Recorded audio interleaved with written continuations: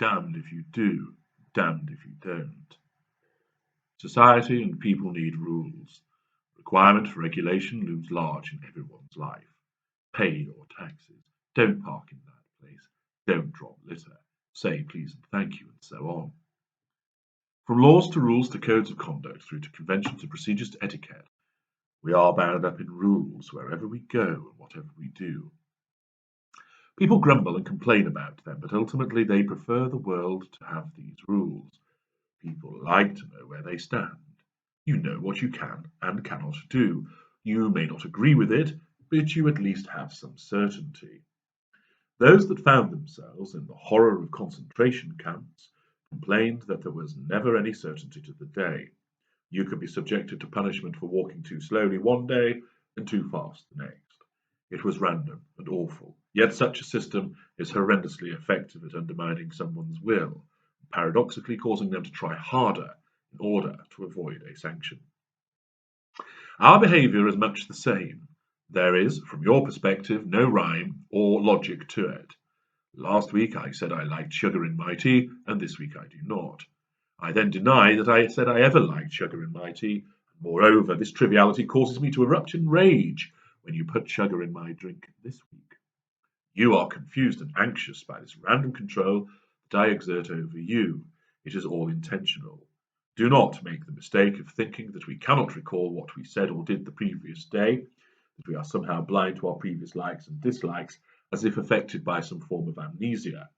With the greater narcissist, this disorientating tactic is deliberate.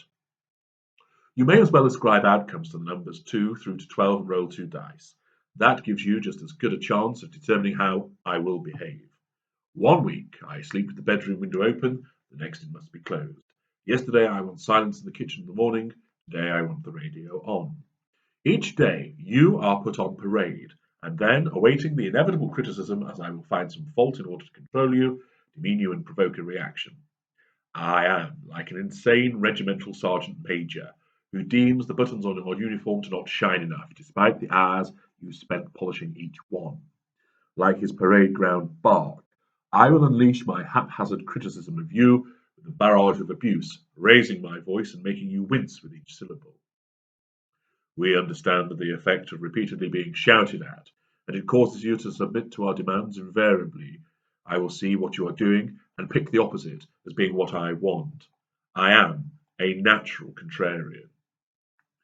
All of this is done to maintain your heightened sense of anxiety, forcing you to second guess, and thus become conditioned to our will. Periodically, we will approve of what you have done, and your sense of relief is so overwhelming you receive a natural high. This in turn causes you to want to repeat it. Therefore, each and every day, you are walking on those eggshells as you try to please us and avoid our erratic and seemingly groundless rage. When dealing with our kind, there is no system you can depend on, no real method of working out what is safe to do and what should be avoided. Yet, whilst you struggle to ascertain who this person is that you have entangled with, you will keep trying again and again. Your desire to please us, to make things right, to fix things is indicative of those empathic traits of being a fixer and a healer. You want to keep the peace. You want to ensure that the shouting, the aggravation, the lashing out, the silent treatments happen no longer. And accordingly, you will jump this way and that way, jump this high, crawl that low, in an attempt to try and fathom out the contradictory and hypocritical responses that we provide you with.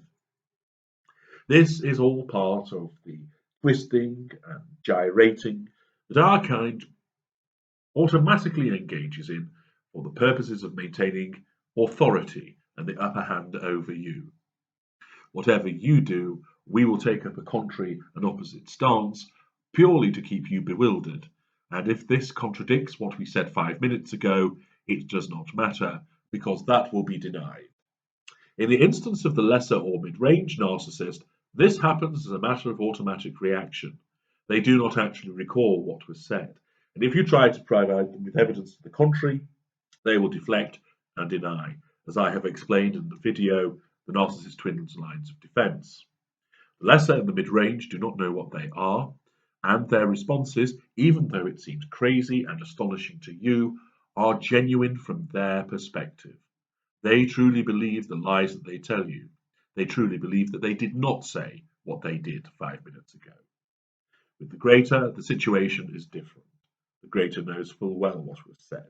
The greater knows full well that he or she lies, but recognizes that this is entirely necessary for the achievement of the provision of fuel and the maintenance of authority over you, and the greater simply does not care about the impact it has on you. Indeed, the greater revels in twisting and turning and creating the confusion that you have to endure. To the greater, it is all part of the game that is always being played. Whenever you entangle with our kind, it is very simple. You are damned if you do, and you are damned if you don't.